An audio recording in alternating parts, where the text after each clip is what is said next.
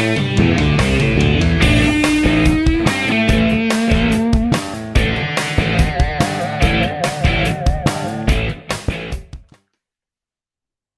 everybody.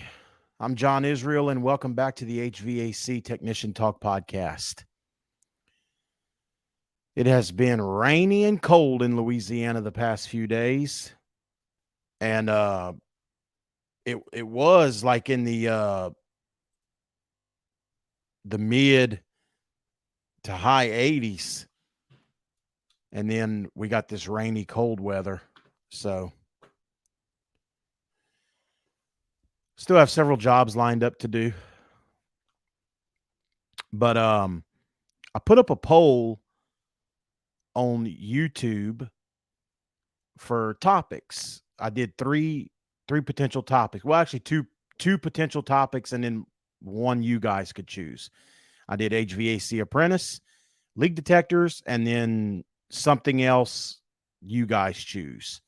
And HVAC Apprentice blew the other two away. It was a close running there for a while with leak detectors and apprentices. So the next episode, we're going to talk about leak detectors because that's something I love talking about, and I've used a bunch of them, and I have opinions on leak detectors. So before we get into how to be a good apprentice and what can make you a good apprentice, the first thing I want to say about this trade is, guys, it's not easy, okay? It is not easy. If you think this is going to be some kind of cakewalk trade, easy money, you are very, very mistaken. Depending on where you're located at in the country, you're going to have to deal with extreme temperatures outside, in attics, crawl spaces, basements, which basements are not bad, but like here in the South, there are no basements. You're going to deal with crawl spaces and hot attics and extreme hot temperatures outside. So this is not some kind of little cakewalk trade that is going to be easy money. So if you're thinking that, you need to rethink it. So what can you do to be a good apprentice? First of all, a lot of senior technicians don't like apprentices. They're kind of rough on apprentices. But here's one thing you can do to make them not be so rough on you, and that's show up on time. And when I say on time, I mean like 5 to 10 minutes early. Because if you show up late, it's going to piss him or her off, and it's going to be a bad day. Guaranteed to be a bad day. Show up on time. And again, on time means 5 to 10 minutes early. So that'll impress your technician.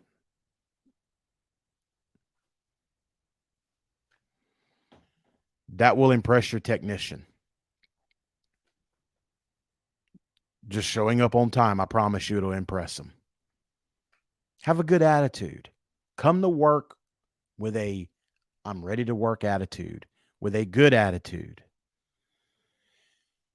I know you can have personal things in your life that are going on, but if you're coming to work, you got to put that to the side. You got to come to work with a good attitude that you want to be there and you want to learn.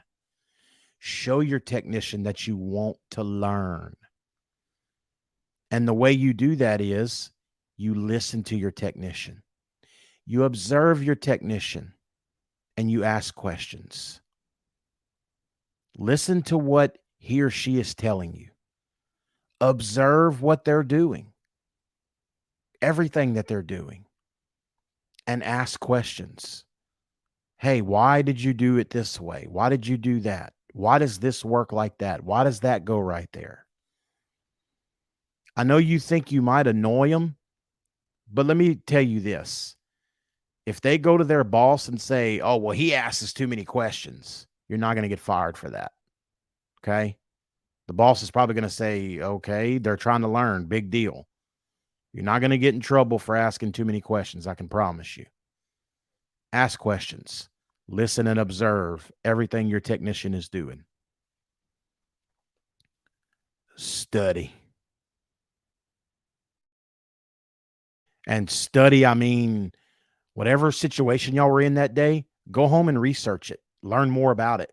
There's YouTube, Google, there's Facebook groups, HVAC Facebook groups. Go home and study and learn about it.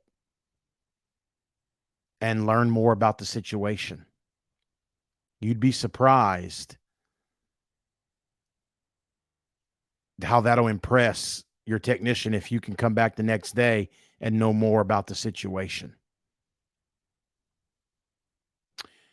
I recommend that you get your basic hand tools. Basic hand tools, be nut drivers, adjustable wrench, pair of pliers, channel locks, whatever you want to call them, wire strippers, wire crimpers, side cutters, wire cutters, whatever you want to call them. Get you a set of gauges.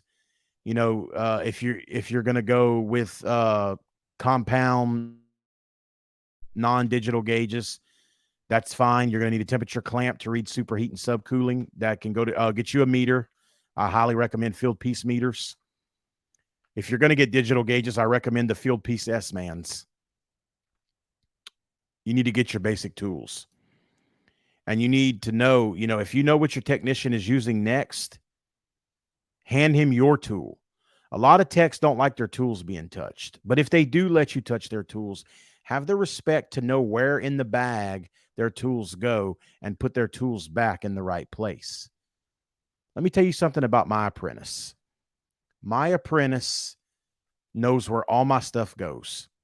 He knows where my tools go. He knows where my torch goes, vacuum pump. He knows where my parts are on the truck, everything. I don't have to ask him or tell him anything. He knows what I need next. So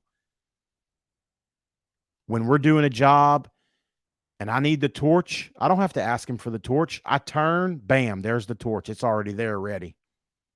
When I'm done with the torch, he puts it up. Vacuum pump and the gauges are at the condenser ready. He knows. He knows what comes next. Now, he doesn't have his own tools yet. I don't mind him using my tools to help. It doesn't bother me, but some technicians don't want you using their tools. They don't want you touching them. So that's why I recommend you get your own tools. But if you are going to use your tech's tools, know where they go, put them back where they go. Again, my guy knows where everything goes. I don't have to tell him anything. And he's a great apprentice. He's doing really well. He's doing really, really well. Bring your tools. And when I say bring your tools, I mean, don't just bring them on the truck or on the van. Bring them on the job. When you get to the job, put your bag over your shoulder along with your technician. Now, that's another thing. You're going to need a tool bag. You don't have to go buy a $200 and something Vito. I mean, if you can afford it, more power to you, because you're already going to spend a bunch of money on your tools. Your tools are going to cost you a bunch of money. So bring your tools on the job. And if your technician doesn't like you touching his tools and you know he needs this next or that next, hand him yours. If you know y'all are going to put gauges on the unit to check refrigerant or do a refrigerant based job, hook up your gauges. Don't be afraid to use your tools. I know there's techs out there that are, don't touch my tools, and I'm not like that. I never have been. Tools are made to work, but I just ask that the only thing I ask if somebody touches my tools is put them back where they go. Remember where that tool went in my bag and put it back when you're done. That's all I ask. And I think that any tech would ask that. At least know where it goes and put it back where it goes. So let's review real quick. First off, if you're getting in this trade because you think it's easy money and it's an easy peasy job, you're highly mistaken. Find another trade. It's not easy. Show up on time. That's a big one. And on time. And remember, when I say on time, I mean 5 to 10 minutes early. If you show up late, it's going to make for a bad day. I guarantee it. come to work with a good attitude. Listen and observe everything your tech does. Even if it's wrong, don't second guess your tech unless you are 100% sure they're doing something wrong. Ask questions. Why did you do that? Why does this go here? Why does this do that? Why does this work like that? Why did you put that right there? Ask questions. Study when you get home. Whatever y'all were doing that day, pull it up online and study it. Watch videos on it. Study. Learn more. Learn all you can. Get your basic hand tools, gauges, nut drivers, adjustable wrench, channel locks, wire strippers, wire crimpers, wire cutters, a refrigeration service wrench, set of gauges. Get your basic tools. Bring your tools on, not just on the truck, but on the job site as well. Don't just bring them on the truck and leave them on the truck. Put your bag over your shoulder and bring them on that job. So, with all that being said, those are things you can do that'll help you be a good apprentice. And yeah, I mean, that's what I expect anyway. Those are I just wrote that stuff down, made some little notes. Those are things that I expect from my apprentice. So I think if you do those things, you're going to be just fine. I want to thank you guys for watching or listening, whether you're watching on YouTube or listening to the audio podcast. I hope that this episode helped you. I hope that it helps you become a better apprentice or helps you become an apprentice, period. So until the next one, we will see and talk to you guys on the next one. Thanks for listening to the HVAC Technician Talk podcast. We're always looking for recommendations on topics for the show.